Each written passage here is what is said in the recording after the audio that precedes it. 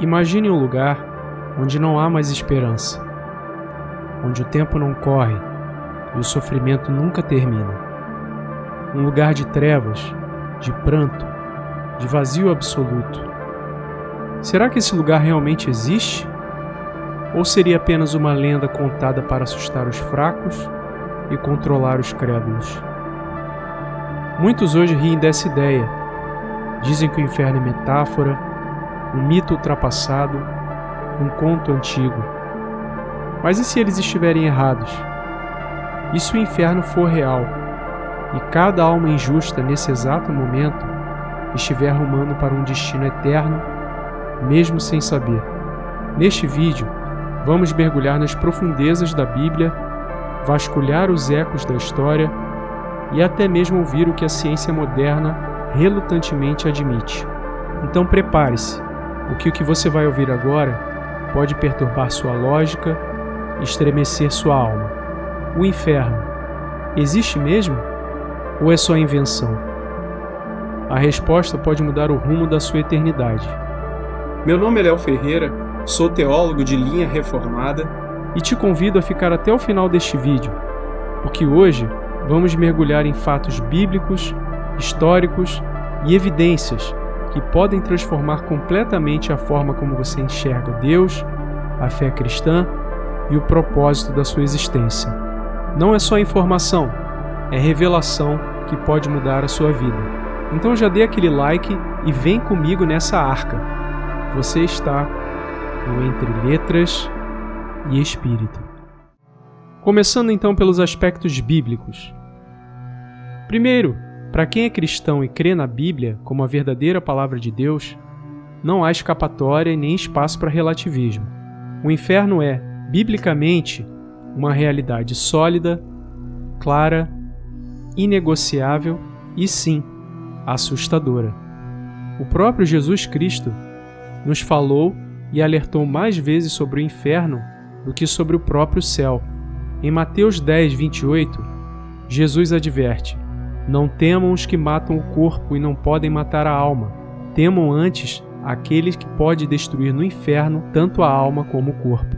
A palavra usada por ele no grego bíblico original é Gina, sendo uma referência direta ao vale de Inom, fora das muralhas de Jerusalém. Um lugar real, onde durante séculos foram queimados restos de sacrifícios pagãos, lixo e corpos. Era sinônimo de fogo constante, mau cheiro e rejeição. Jesus pega essa imagem concreta e a transforma em um alerta espiritual. Em Lucas 16, 22 a 24, ele conta sobre o rico e Lázaro. O rico, após sua morte, desperta em um lugar de tormento, sede e angústia, visivelmente uma distância irreversível de Deus. Veja que essa não é uma parábola comum. Jesus nomeia os personagens, algo raro, e descreve detalhes: um abismo intransponível, uma súplica ignorada, uma sentença selada. Em Apocalipse 20:15, João é ainda mais direto: e aquele que não foi achado escrito no livro da vida foi lançado no lago de fogo. O texto não diz talvez, nem por um tempo, diz que foi lançado. E o lago de fogo, obviamente, é eterno. Em outras passagens bíblicas, a imagem do inferno é passada de forma extremamente sólida e direta. Marcos 9:43 alerta: é melhor entrares na vida aleijado do que com os 2 pés seres lançado no inferno, no fogo que nunca se apaga. Mateus 13:50 fala do destino dos ímpios como sendo forno de fogo. Ali haverá choro e ranger de dentes.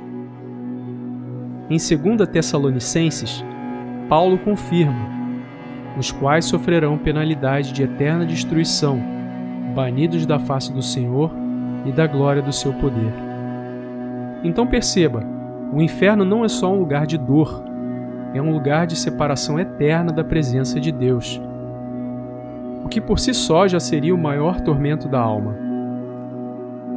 A Bíblia é uma verdade absoluta e inerrante. Tudo que foi revelado nela é digno de total confiança. Ao contrário do que dizem por aí, a Bíblia com certeza não contém a palavra de Deus. Ela é a palavra de Deus. Porém, é importante frisarmos que o inferno, não porque é uma ideia sólida e real, tem que ser necessariamente literal, como consta no imaginário popular.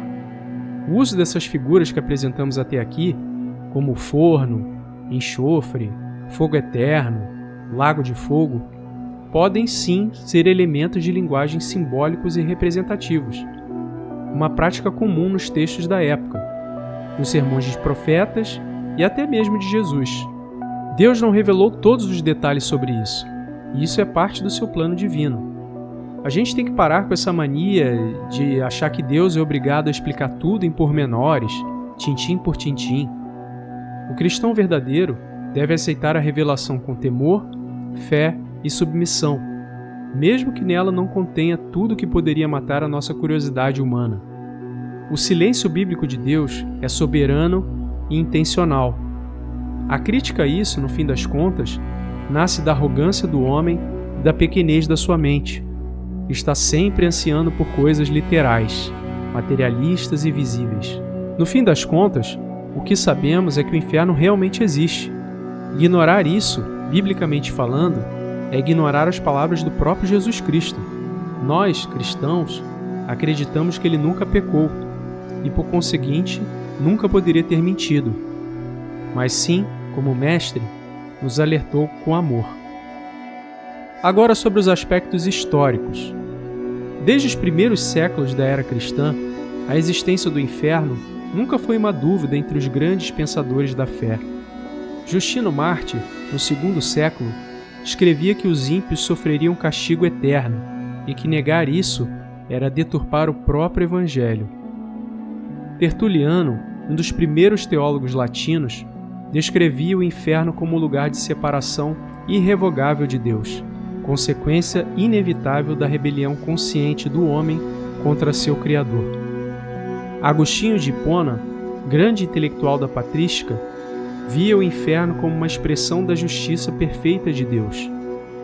Cipriano de Cartago advertia que zombar da doutrina do inferno era zombar da própria justiça divina. Para todos eles, o inferno era longe de ser uma invenção eclesiástica somente para impor medo. Era uma realidade espiritual tão certa quanto o céu, uma consequência final e coerente para uma vida vivida de oposição à santidade de Deus.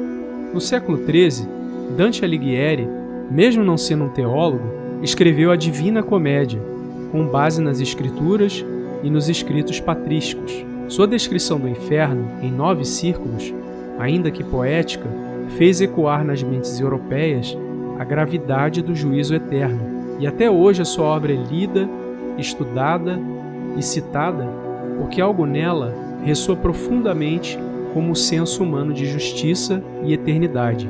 É claro que ao longo da história, a doutrina do inferno também foi muito utilizada por manipuladores e desvirtuados, como uma ferramenta de controle, mas não dá para não enxergar que vai muito além disso. Ela atuou como um alarme espiritual, despertando consciências dormentes e chamando o ser humano a refletir sempre sobre sua responsabilidade moral. E aqui está um ponto crucial para o exercício de pensamento. Ora, sabemos que o mal realmente existe, e ninguém em sã consciência pode negá-lo. Portanto, naturalmente, ele precisaria ser julgado.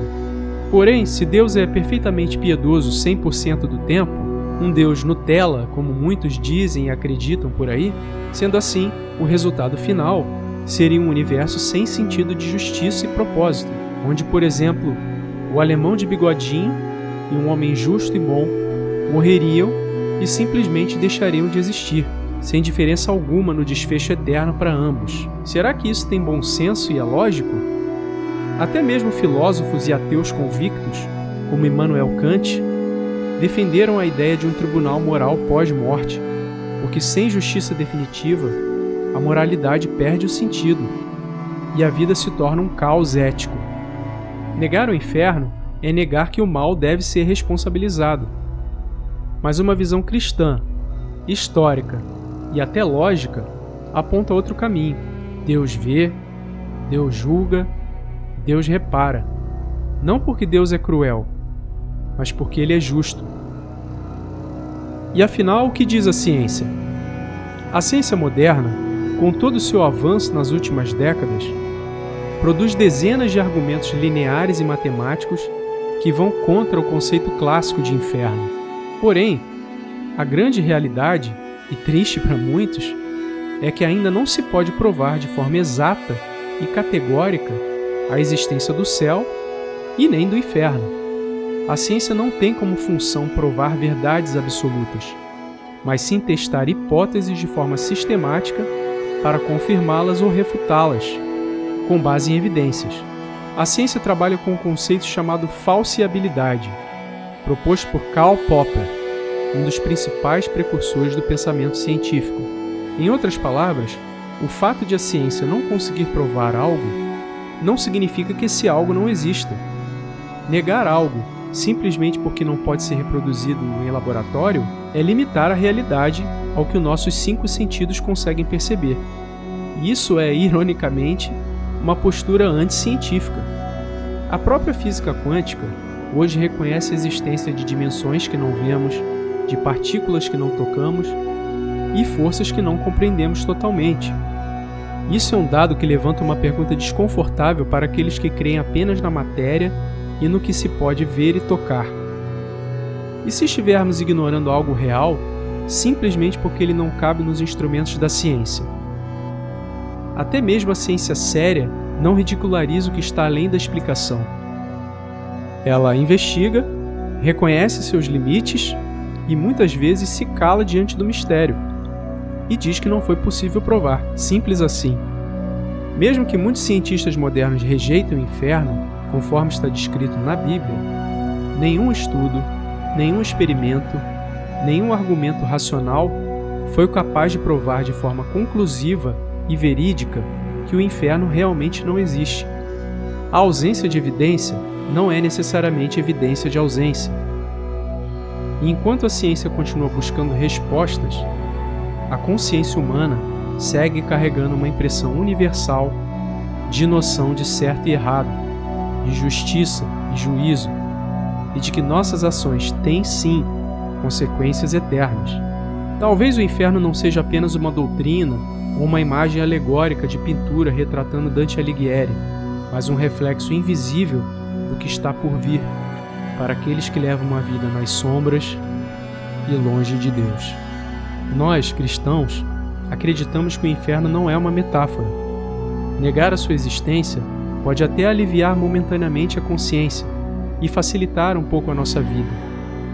Mas é como desligar o alarme de um incêndio e simplesmente seguir dormindo. A Bíblia é clara. Romanos 6:23 diz que o salário do pecado é a morte, mas o dom gratuito de Deus é a vida eterna em Cristo Jesus, nosso Senhor. E aqui está a boa notícia. O inferno existe sim, mas ele não foi preparado para você.